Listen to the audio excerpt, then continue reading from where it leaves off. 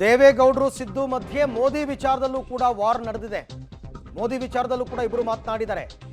ಮೋದಿಯಿಂದ ನಾನು ಇಲ್ಲಿ ತನಕ ಒಂದು ಸೂಜಿಯಷ್ಟು ಲಾಭ ಪಡೆದಿಲ್ಲ ಅಂತ ದೇವೇಗೌಡರು ಹೇಳ್ತಾ ಇರ್ತಕ್ಕಂಥದ್ದು. ಕಳೆದ ಬಾರಿ ನೀವು ಪ್ರಧಾನಿ ಆದ್ರೆ ನಾನು ದೇಶದಲ್ಲೇ ಇರಲ್ಲ ಅಂತ ಹೇಳಿದ್ರಲ್ಲ, ರಾಜೀನಾಮೆ ಕೊಡೋಕೆ ಹೋಗ್ತಾರೆ ದೇವೇಗೌಡರು.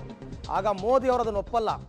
ನೋಡಿ, ಅವೆಲ್ಲ ಬೇಡ, ರಾಜಕೀಯ ಮಾತುಗಳನ್ನು ಗಂಭೀರವಾಗಿ ತಗೋಬೇಡಿ ಅಂತ ದೇವೇಗೌಡರಿಗೆ ಮೋದಿ ಅವರು ಹೇಳಿ ವಾಪಸ್ ಕಳಿಸ್ತಾರೆ. ಅದನ್ನೆಲ್ಲ ದೇವೇಗೌಡರು ನೆನ್ಕೊಂಡಿದ್ದಾರೆ. ಆದರೆ ದೇವೇಗೌಡರು ಬಿಜೆಪಿ ಜೊತೆ ಹೋಗ್ತಾರೆ ಅಂತ ನಾನು ಅಂದುಕೊಂಡೇ ಇರಲಿಲ್ಲ ಅಂತ ಸಿದ್ದರಾಮಯ್ಯನವರು ಆಡಿರ್ತಕ್ಕಂಥ ಮಾತು ನೋಡಿ.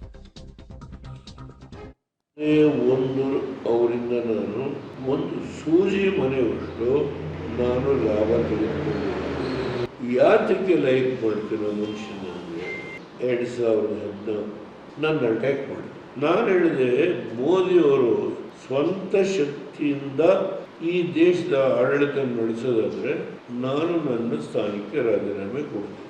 ಆಗ ಅವ್ರು ಹೇಳಿದ ಮಾತು, ನಿನಗಿರೋ ಅನುಭವ ನನಗೆ ಗೊತ್ತು, ಇಷ್ಟು ಒಳ್ಳೆಯ ಆಡಳಿತ ಕೊಟ್ಟಿದ್ದೀನಿ, ಯಾಕೆ ಬಂದೆ ಡೆಲ್ಲಿ, ನಿನ್ನ ಅನುಭವ ನನಗೆ ಬೇಕು, ನೋ ಕ್ವಶನ್ ಹೇಳಿದ್ವಿ. ಕೈ ಹಿಡ್ಕೊಂಡು ಅವರೇ ಕಾರಿಂದ ಪೋಲ್ಟಿಗೆ ಅಲ್ಲಿಂದ ಗೌರವ ಹೆಚ್ಚಾಯ್ತಾರೆ, ಅಭಿಮಾನ. ಅದು ನಾನು ಗೋದ್ರಾ ವಿಷಯದಲ್ಲಿ ಅವ್ರ ಬಗ್ಗೆ ತುಂಬ ಅಟ್ಯಾಚ್ ಮಾಡಿದ್ದೆ. ಅವತ್ತು ನನ್ನನ್ನು ಕಾರಿಂದ ಇಳಿಸಿ ಕೈ ಹಿಡಿದು ಕರ್ಕೊಂಡು ಹೋಗ್ತಾರೆ. ನಾನು ಬೇರೆ ನರೇಂದ್ರ ಮೋದಿನ ನೋಡ್ತಾ ಇದ್ದೀನಿ.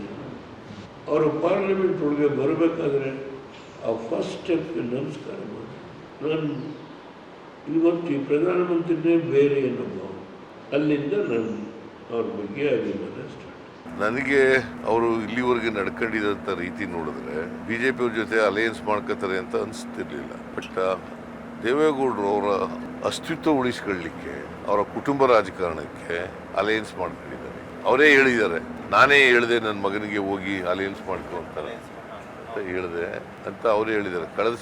ಕಳೆದ ಲೋಕಸಭಾ ಚುನಾವಣೆಯಲ್ಲಿ ಅದಕ್ಕೆ ಏನು ಕೆಂಡಮಂಡಲ ಆಗ್ಬಿಟ್ಟಿದ್ರು. ನಾವು ಬಿ ಟೀಮ್ ಅಲ್ಲ, ನಾವು ಭಾಳ ವಿರೋಧ ಮಾಡ್ತೀವಿ, ತೀವ್ರವಾಗಿ ವಿರೋಧ ಮಾಡ್ತೀವಿ, ನಮಗೆ ಕಾಂಗ್ರೆಸ್ ಕಂಡ್ರೆ ಎಷ್ಟು ವಿರೋಧ ಇದೆಯೋ ಹಂಗೆ ಬಿ ಜೆ ಪಿ ಕಂಡ್ರು ಕೂಡ ಅಷ್ಟೇ ವಿರೋಧ ಇದೆ ಅಂತ ಹೇಳ್ತಿದ್ದವರು.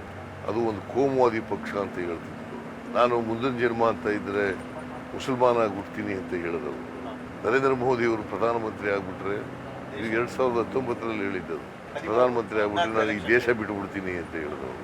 ಈಗ ಅವ್ರ ಜೊತೆ ಸೇರೋರೆ ಅಂತಂದರೆ ಕೇವಲ ಸ್ವಾರ್ಥಕ್ಕೋಸ್ಕರ, ಅವರ ಪಕ್ಷದ ಉಳಿವಿಗೋಸ್ಕರ ಮಾಡ್ಕೊಂಡಿರ್ತಕ್ಕಂಥ